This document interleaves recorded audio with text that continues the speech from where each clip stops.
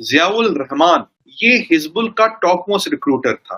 आज सुबह इसको किसी ने 10 गोलियां मार के सीधा ऊपर कर दिया। माशी दहशतगर्दी के खिलाफ ही ऑपरेशन हो रहा है। ये आदमी आतंकवादी था। कहते हैं हिजबुल का बहुत बड़ा रिक्रूटर था और इसको लोग मौलाना साहब कहते थे। कल हाफिज सईद का बेटा, आज मौलाना साहब।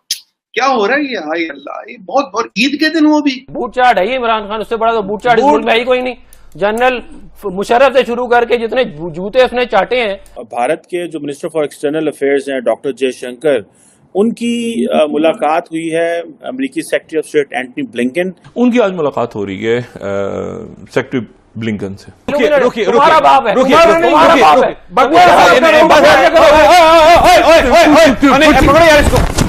पकड़ो यार। और खबर यह है कि अमेरिका ने इस साल इंडिया को 1 मिलियन से ज्यादा वीजास जारी किए हैं। डॉक्टर जयशंकर को एक बड़ा एक्स्ट्रॉर्डिनरी डिप्लोमेटिक वेलकम दिया गया है वॉशिंगटन में। What do you make of that sir? India पर हाफिज सईद साहब का जो दबदबा है वो बहुत है। अल्हम्दुलिल्लाह वो मुजाहिद खुद भी हैं और अल्हम्दुलिल्लाह जो इनके इधर से भेजे हुए मुजाहिद वो कश्मीर में जाकर काम कर रहे हैं। हाफिज सईद की पूरी फैमिली डरी हुई है कि इस तरीके से हमें तो नहीं हटा दिया जाएगा। और इंडियन मीडिया के मुताबिक कहा जा रहा है कि अगला नंबर हाफिज सईद का होगा। ये इन्होंने 21 तारीख को पहले धमकी दी कि 3 दिन के अंदर अंदर तुम्हारी हम अटैक करेंगे। तुम्हारे साइबर अटैक हुआ है ना बड़ा। तो इंडिया के लिए 1 मिलियन वीजास जारी हो रहे हैं, जबकि पाकिस्तान के लिए कंट्रीज ये कह रहे हैं कि अपने भिखारियों को रोको। जहाज भर भर के आ रहे हैं यहाँ पर।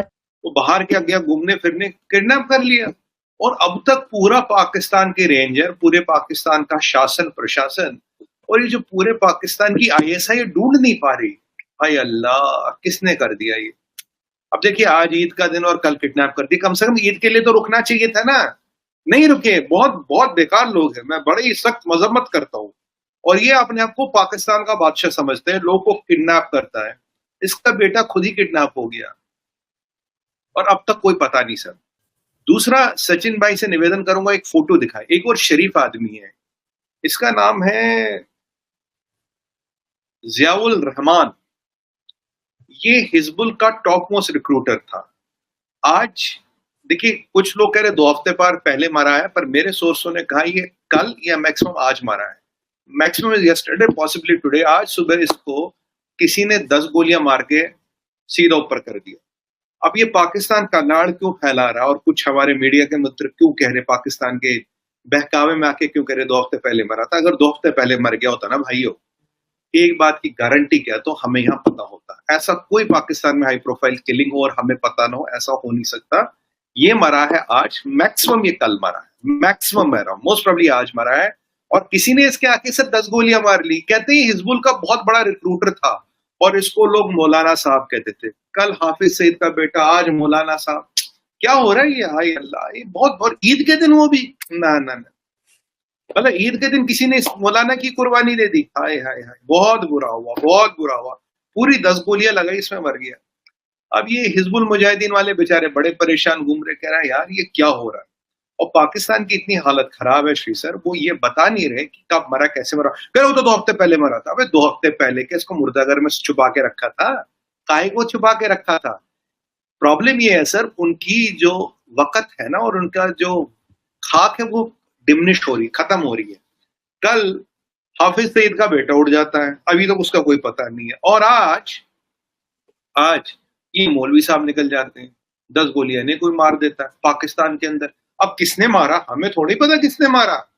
अब बाद में बोलेंगे राह की साजिश है। अरे भाई, कोई किसी को मारा, राह की साजिश है। एक ऐसे इडियट को प्राइम मिनिस्टर बनाया है कि वो इमरान खान से भी 2 हाथ आगे निकल गया है।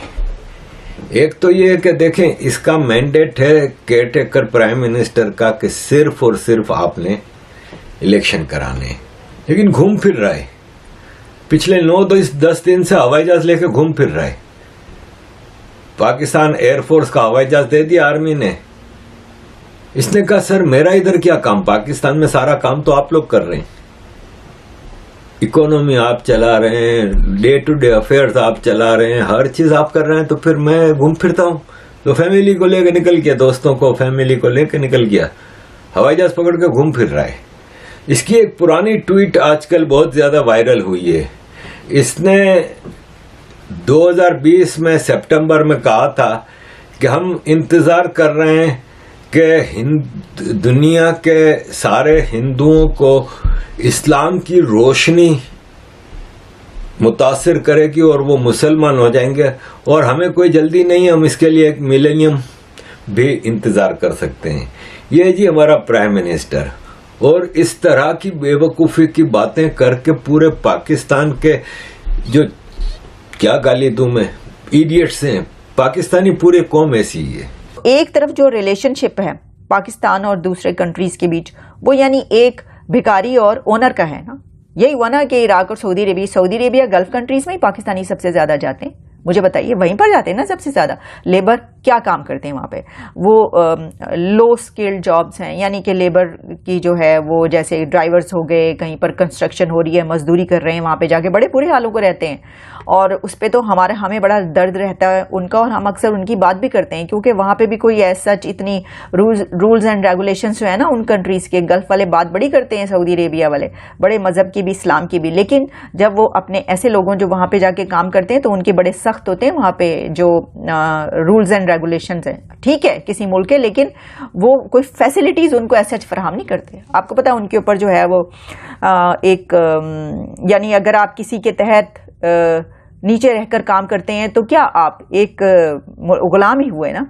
लेकिन दूसरी तरफ जो इंडिया के लोग पहुंचते हैं अमेरिका या दूसरे कंट्रीज में, उनके पास तालीम होती है, उनके पास स्किल्स होती हैं, वो IT के माहिर होते हैं। वहाँ पे IITs के पढ़े हुए लोग जब आते हैं इधर तो यहाँ पे उनको हाथों हाथ लिया जाता है, और बल्कि चाहते हैं लोग कि वहाँ के उन यूनिवर्सिटीज़ के, उन कॉलेजेस के लोग जो हैं पढ़कर आएँ और हमारे पास काम करें। तो यही वजह है कि अब उन्होंने ये माइलस्टोन अचीव कर लिया है इंडिया ने, कि 1 मिलियन वीज़ाज उनको जारी किए गए हैं 1 साल के अंदर। ये कुछ छोटी आप समझते हैं तादाद है कि, तो इंडिया के लिए 1 मिलियन वीज़ाज जारी हो रहे हैं, जबकि पाकिस्तान के लिए कंट्रीज ये कह रहे हैं कि अपने भिखारियों को रोको।